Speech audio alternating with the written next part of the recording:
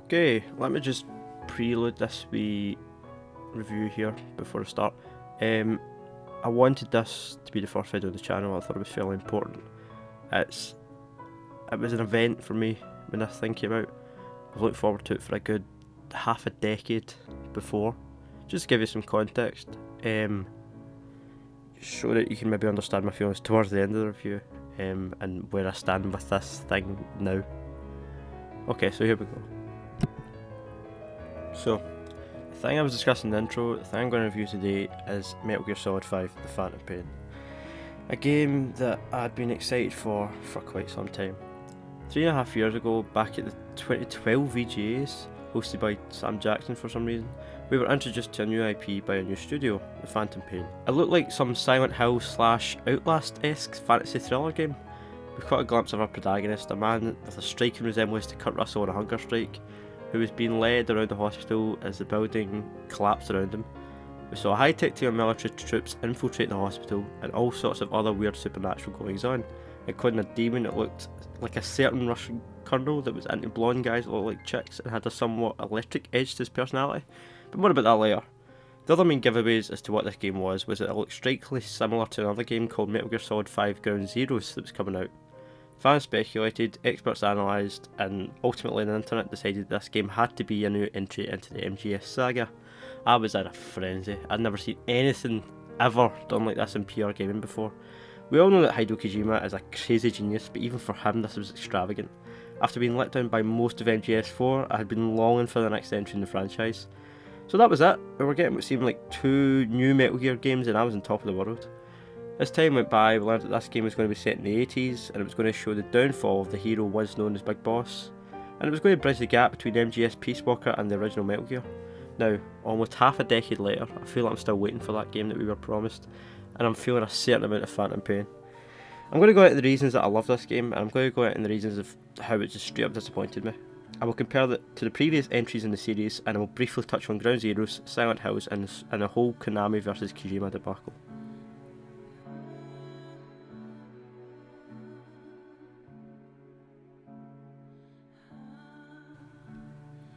Before this game was released, I was certain it was going to be my game of the year 2015, and in a lot of ways it still is a contender. As an open world stealth game it is groundbreaking. The gameplay is some of the best I've ever seen, the controls feel tight, the underlying systems and features such as the reflex mode and the buddy system are solid, and the AI is responsive and fair. This is Koji Pro's first attempt at an open world game, and as far as first attempts go, this is pretty good. The world is breathtaking as well. The graphics that the Fox Engine can produce are stunning every way. The world feels alive with both enemies and wildlife. The textures, the particle systems, the gun models, every visual in this game has been created with an insane amount of attention to detail, and all of it really does pay off. I experienced little to no glitches while making my way through the single player campaign, and the presentation overall was great. Mother Base is also pretty awesome. You genuinely feel as if you're assembling an army, and even though the filton's a bit daft, it's a nice touch. And the amount of variety this game provides is vast. You can take 4 different buddies with you, each with unique skills. You can infiltrate in the morning or at night. You can choose your guns, you can customise them to suit. You can also customise your buddy's gear, your helicopter, and to a small extent Mother Base too, although that could have went deeper. Now, if that's all that you're looking for, then seriously stop reading this review right now and go and buy that game. You will love it, and there is so much to do. I sank a good 70 hours plus in this game, and my overall completion rate is still only at 75%. If, however, you feel like me, and you're looking for something more than just great gameplay, you'll be left feeling as empty as I do. Like I keep reiterating, the gameplay is phenomenal, but that's the problem. I've never played MGS for the gameplay. It wasn't the gameplay that made me fall in love with the series growing up. And if anything, you would always suffer through the stiff gameplay in order to experience the deep and complex story, and that was okay, because it was always so worth it. This game throws that out the window, so without further ado, onto the negatives.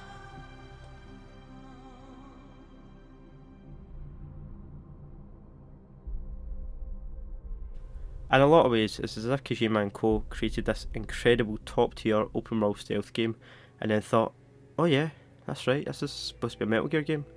Ah shit, better toss in some random characters for the other games. Who can we use? Well, Snake is a given, and I guess we can shoehorn in Ocelot as well, and Miller because Snake needs commanders and stuff. Right, who else? It would be silly to have Solid and Liquid in there, but we could stick Liquid in. But instead of writing him into the story in an effective way, let's just have him randomly show up a couple of times and then never really resolve his plotline. Okay, we could chuck in Vogan, but never really explain how he's back, and a young Psycho Mantis, but never actually call him Psycho Mantis. Okay, that should do it, right? Oh wait, Major Zero? Oh fuck it, just stick him at a couple of tapes you unlock when you beat the game. Also, the way that this game is structured is just awful. You play a few main missions in a row, the stories just begin to hook you, but then OCD kicks in, you realise you still have 4 or 5 side missions building up, waiting to be completed. So you go off and you do them, but then you come back to the main story and you forget what was going on in the last mission. But who cares when you can filter a goal, right? The writing in this game is quite possibly the laziest it's ever been in the series. One example is a controversial character known as Quiet. The character has been massively debated over a lot, see what I did there, and thrown more gasoline onto the fire that is the over-sexualisation of women in video games. My stance on it is somewhere in between. The reason for a lack of clothes and speech is silly, however she is running around Afghanistan and Africa, which are 2 very hot countries, so really they could have put her in a bikini top and a pair of cargo pants, and I doubt anyone would have batted an eyelid. Now, the Metal Gear series has always been known for its odd Japanese perverness, but when it's a main character that's been sexualised, it's always been for a justified narrative reason, such as Aoife in MGS3 walking around with the front of her jacket unzipped showing off her bikini-clad chest. But the whole point of her mission in that game was to seduce Snake, so it made sense within the context of the story. In this game, the reason for Quiet's overexposure is much lazier and just feels tacked on as a cheap excuse.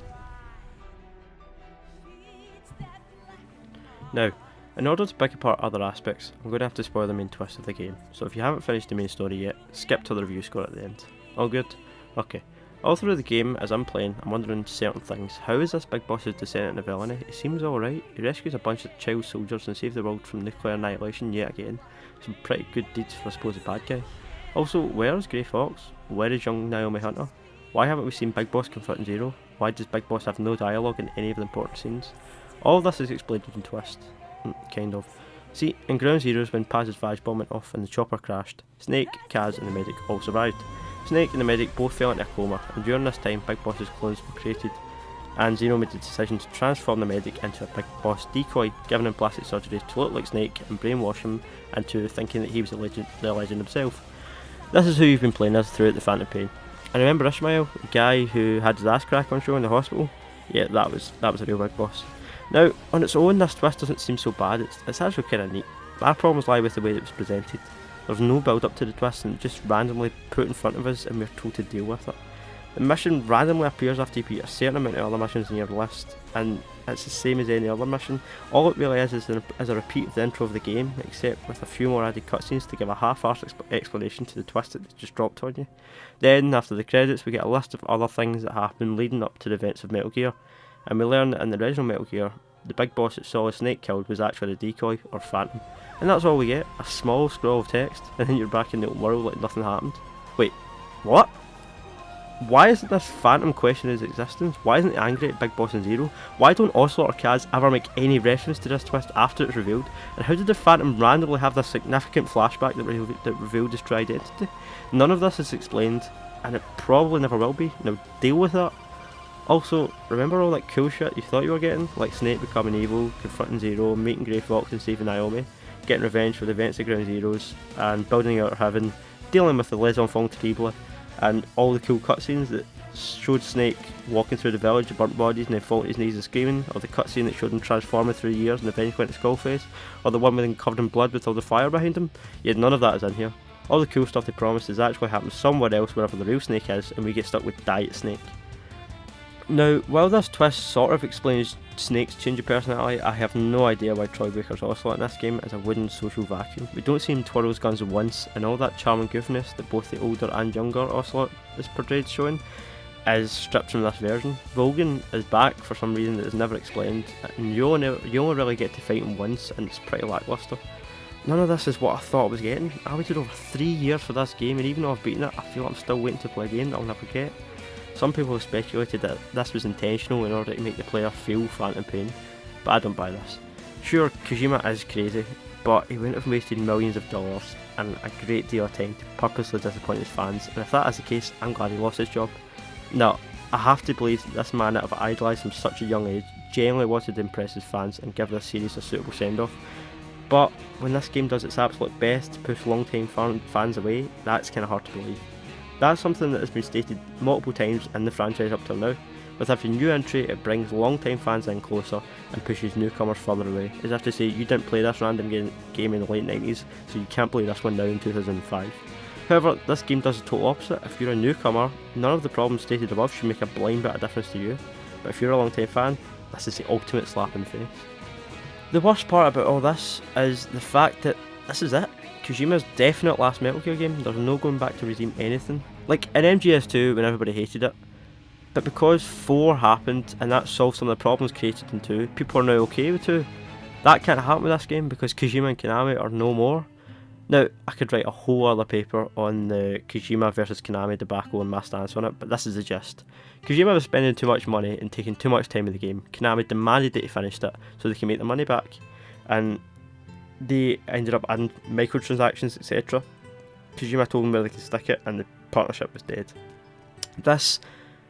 I wouldn't be talking about this in the review, but it has had an effect on the final game. There's clearly content missing. Konami has confirmed that at least one mission was cut, where Snake would have went into Africa, would have had another battle with Eli and Sahelanthropus, which is a Metal Gear in this game, which is unacceptable really. Also, I assume there was a lot of other content cut that we weren't told about. Sahelanthropus, that's another problem I have. How is it that this Metal Gear created in the 80s is more advanced than Rex, who was created in the early 2000s? Also, when you fight Sahelanthropus, there's no one in the thing. It's an empty robot being controlled by Mantis who floats beside the giant mech. That's actually a decent metaphor for the lack of villains in this game. Skullface is hardly in the game, and his eventual death, like every other significant event in this game, just kinda happens with no build up and packs a little punch. The team of bosses in the original Metal Gear, headed up by Liquid and Ocelot, were possibly the best team of villains in any video game ever. Since then, the bosses have gone slowly downhill. The Sons of Big Boss were great, Dead Cell were pretty cool, the Cobras were okay, the Beauty and the Beast Corps were pretty lame, and the skulls in this game are emotionless zombies who don't even have individual names. The Skullface is such a disappointing antagonist. He's hardly in the main game, and then he shows up at the end, gives some silly speech that we've heard before in the trailers, and then just dies. No boss fight or anything. Also, no customisable Metal Gear, which I feel like a huge missed opportunity in this game, and no Sims like mother-based customisation, interior or exterior. Now, I know I probably sound pretty entitled, and I'm no video game auteur like Kojima, but I think my version of this game, if I had a team of people at the same calibre as Koji Pro, would be better. I would have shown Big Boss waking up from his coma, building diamond dogs in Outer Heaven, rescuing Naomi, making Grey Fox, taking revenge on Skullface, confronting Zero about the Les Enfants Terribles project, and then finally falling out with Cass, falling from grace, and then it would end with David Hayter's Solid Snake infiltrating Outer Heaven. David Hayter was missed in this game. Kiefer was fine on the rare occasion he did speak, but the Phantom Snake twist was a perfect opportunity to reintroduce Hayter's voice, and he didn't take it. Also, no Campbell or Eva, not even a reference. And it's never explained why the last time that we see the real Big Boss, he's rescuing a child and a young girl, and the next time we see him, he's become modern day Hitler. Ultimately, this game just makes me sad. It's hard not to focus on the fallout from the Konami debacle. PT/Silent Hills is no more. That promised terrifying demo that we were teased with, well, it'll just amount to nothing. And this game is all we will ever get in terms of the Metal Gear saga. This is the end of an era, and that doesn't sit perfectly with me. Before I write my conclusion and score the game, I'm going to briefly talk about Metal Gear Online 3, the online component of MGS5. However, if you have no interest in this part of the game, by all means feel free to skip to the end. Metal Gear Online isn't perfect, but it can be a lot of fun. I'm by no means a multiplayer guy. I'm one of the few gamers that still only buys COD for the campaign. However, I had to play this since it was Metal Gear. Matchmaking is okay. On launch day I was getting into every third match I tried to join, but it hasn't really improved since then, and it's been out for almost 6 months.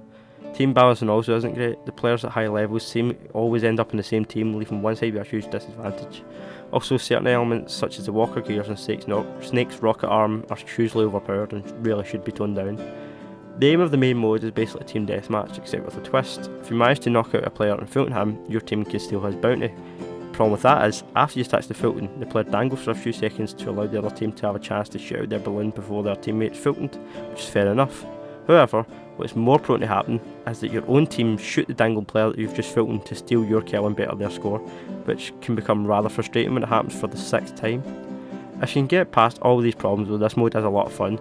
Like single player, the gameplay is tight, and the weapon unlocks are fair, and the level system works fairly well. So this is the part where some of my feelings on the game, but the feelings I have are so mixed. On one hand, this is a fantastic third-person shooter, with cool stealth elements and some unique gameplay systems. On the other, the story we were promised was never told. The characters all seem shoehorned in, and it doesn't feel like Metal Gear. None of it does after the intro. I really do think this is a must-play gameplay-wise, and therefore I can't give the game a bad score, because it's not a bad game, but my disappointment and longing for a game we never got is too strong, and my phantom pain is real. 7.8 out of 10.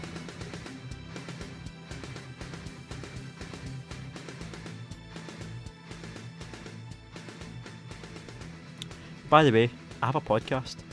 Me and one of my mates for uni, Jonathan, we try to do it every single week. It's called the Gameswitch podcast. So if you like these videos and you like listening to me ramble on about this pointless stuff, go and download the podcast, please, and give it a listen. If you like it, share it with your mates. Thanks for listening. See you all later.